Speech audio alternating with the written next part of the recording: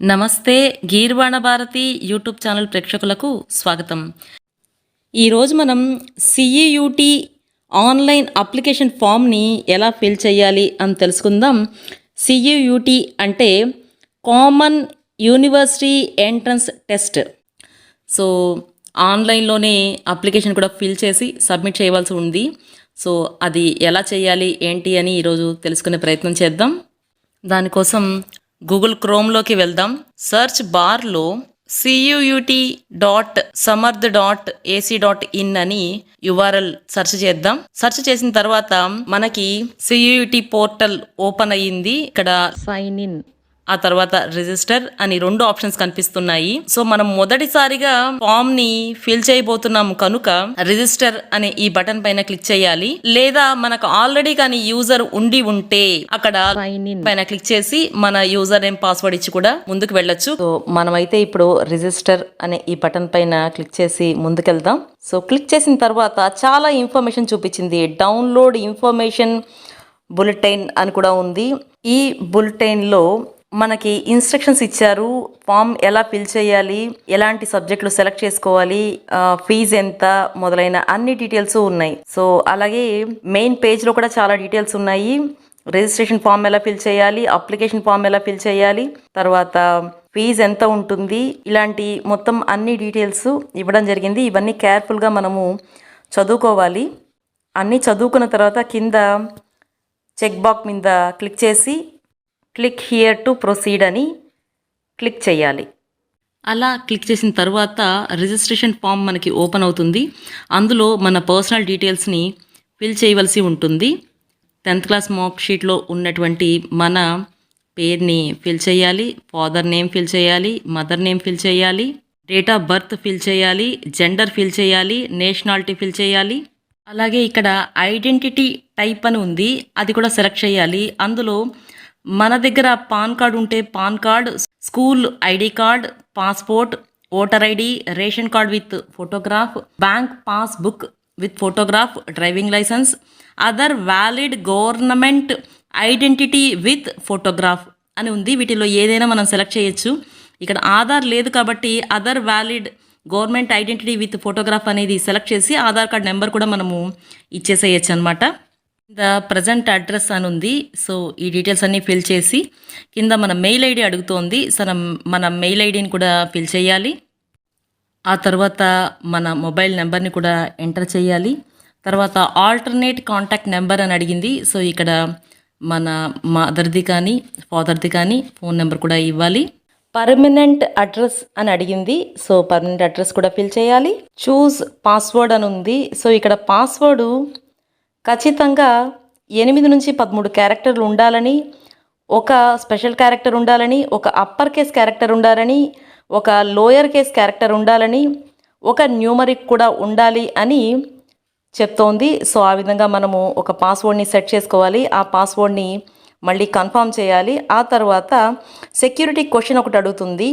ఒకవేళ మనం కానీ పాస్వర్డ్ మర్చిపోతే పాస్వర్డ్ రీసెట్ చేసుకోవడానికి ఈ క్వశ్చన్కి ఆన్సర్ చేయడం ద్వారా మనము పాస్వర్డ్ని రీసెట్ చేసుకోవచ్చు. తరువాత సెక్యూరిటీ పిన్ అని అడిగింది. అక్కడ ఉన్నటువంటి సెక్యూరిటీ నెంబర్ని టైప్ చేసి సబ్మిట్ అని క్లిక్ చేయాలి. మన రిజిస్ట్రేషన్ ఫామ్ని మొత్తాన్ని చూపిస్తుంది.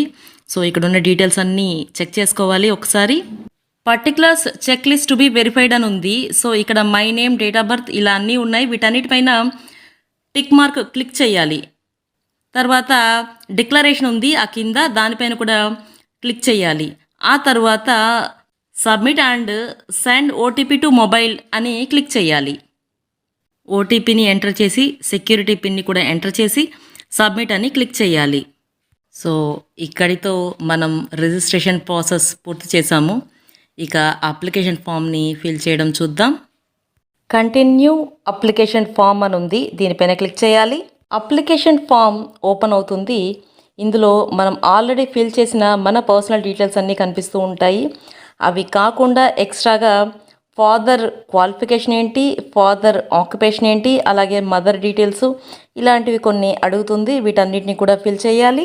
ఇంకా యాన్యువల్ ఫ్యామిలీ ఇన్కమ్ ఎంత, అలాగే ట్విన్సా అని అడుగుతుంది, ఇలాగే డయాబెటీసా అని ఇలాంటి కొన్ని పర్సనల్ ప్రశ్నలు కూడా అడుగుతుంది.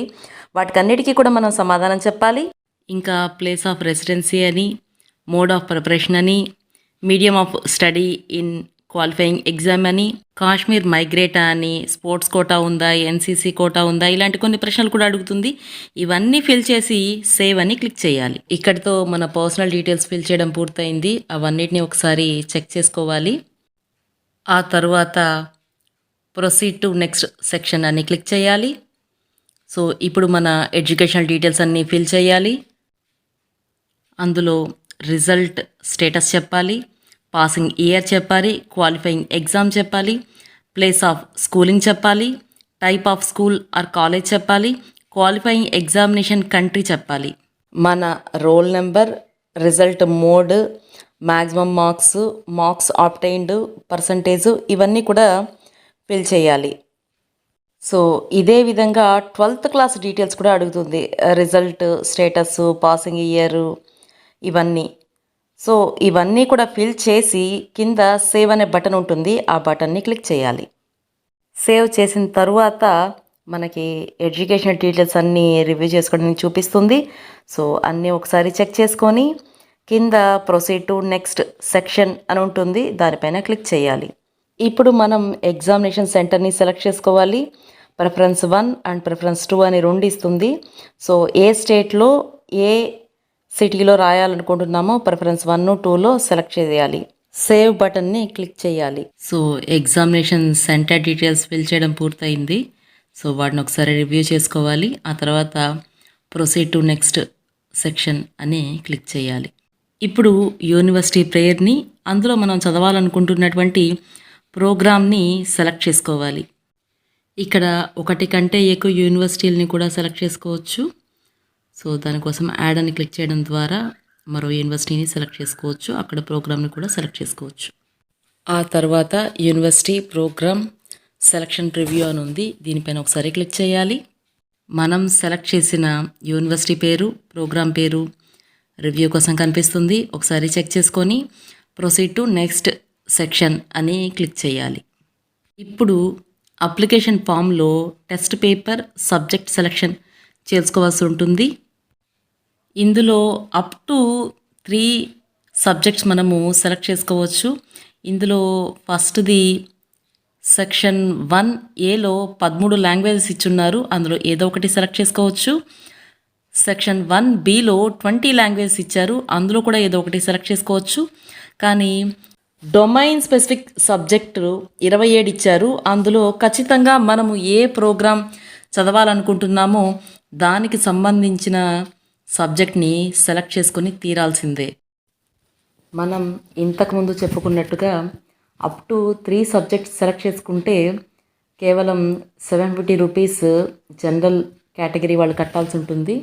అలా కాకుండా అప్ టు 7 సబ్జెక్ట్స్ కానీ సెలెక్ట్ చేసుకుంటే 1500, అప్ టు 10 సబ్జెక్ట్స్ కూడా సెలెక్ట్ చేసుకోవచ్చు. అలా చేసుకుంటే 1750 రూపాయలు చెల్లించవలసి ఉంటుంది.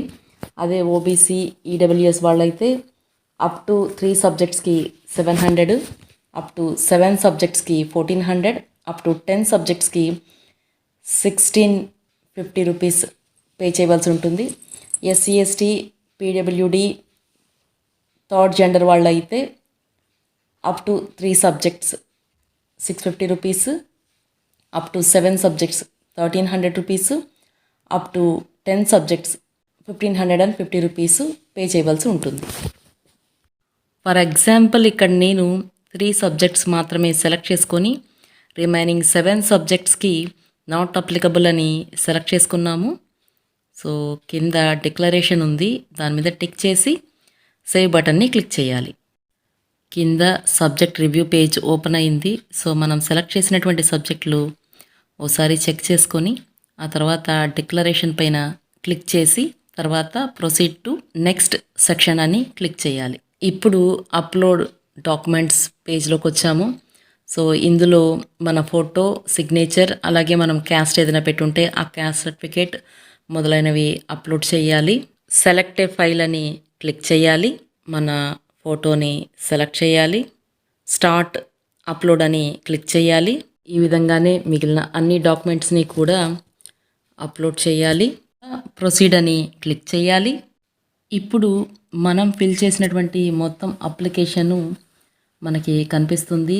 అన్నీ ఒకసారి చెక్ చేసుకొని వెరిఫై చేసుకొని ఎక్కడైనా ఎడిటింగ్ ఉంటే మార్పు చేయాలనుకుంటే మార్పు చేసుకోవచ్చు.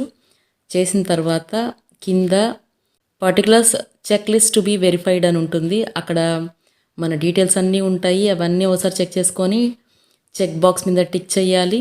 కింద డిక్లరేషన్స్ ఉంటాయి, వాటి మీద కూడా టిక్ చేయాలి. అన్నీ చెక్ చేసిన తర్వాత ప్రొసీడ్ టు పేమెంట్ అని క్లిక్ చేయాలి. సో మెయిల్ ఐడిని కన్ఫర్మ్ చేసుకోమని అడుగుతుంది.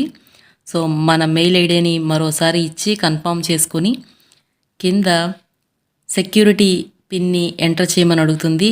ఆ పిన్నును కూడా ఇచ్చి వెరిఫై అని క్లిక్ చేయాలి.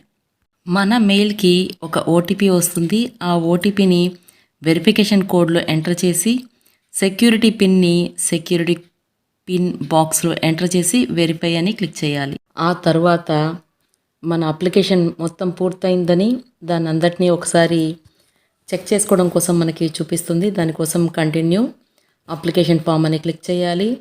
సో కిందకి వస్తే ప్రొసీడ్ టు నెక్స్ట్ సెక్షన్ అని కనిపిస్తుంది, క్లిక్ చేయాలి. మళ్ళీ ఇలాగే ప్రతి సెక్షన్కి కూడా ప్రొసీడ్ టు నెక్స్ట్ సెక్షన్ అనేసి ఒకసారి చెక్ చేసుకొని క్లిక్ చేయాల్సి ఉంటుందన్నమాట. మళ్ళీ మరోసారి particulars check list to be verified అనే దగ్గర అన్ని చెక్ బాక్స్ని టిక్ చేయాలి. టిక్ చేసిన తర్వాత ప్రొసీడ్ టు పేమెంట్ అని క్లిక్ చేయాలి. రిజిస్ట్రేషన్ పేమెంట్ అని కనిపిస్తుంది. సో ఇక్కడ డీటెయిల్స్ కనిపిస్తున్నాయి. కిందకి వెళ్తే మనకి state bank of India, Canara bank, ICICI bank, Paytm అని 4 ఆప్షన్స్ కనిపించింది. ఇందులో మనం ఏదో ఒకటి సెలెక్ట్ చేయొచ్చు. ఫర్ ఎగ్జాంపుల్ నేను ఇక్కడ ఎస్బీఐ సెలెక్ట్ చేసి అందులో యూపీఐ పేమెంట్ అని సెలెక్ట్ చేస్తున్నాను. అక్కడ మళ్ళీ క్యూఆర్ కోడ్ అని సెలెక్ట్ చేసి కన్ఫర్మ్ అని క్లిక్ చేస్తున్నాను. పే నవ్ అని క్లిక్ చేస్తే మనకి ఫోన్పేకి కానీ గూగుల్ పేకి కానీ రీడైరెక్ట్ అవుతుంది. మన యూపీఐ ఉన్నటువంటి యాప్కి రీడైరెక్ట్ అవుతుంది. సో దాన్ని యూజ్ చేసి మనము పే చేయొచ్చు. Your transaction status is success అని మెసేజ్ వస్తుంది. తర్వాత పోర్టల్కి రీడైరెక్ట్ అవుతుంది. అక్కడ సక్సెస్ఫుల్ పేమెంట్ అని కనిపిస్తోంది. Download or print confirmation page అని కనిపిస్తోంది. దానిపైన క్లిక్ చేస్తే మనకి మనం ఫిల్ చేసినటువంటి అప్లికేషన్ ఫామ్ డౌన్లోడ్ అవుతుంది. సో ఈ విధంగా మనము CUETలో అప్లికేషన్ని ఆన్లైన్లో అప్లై చేయొచ్చు. Thanks for watching the video.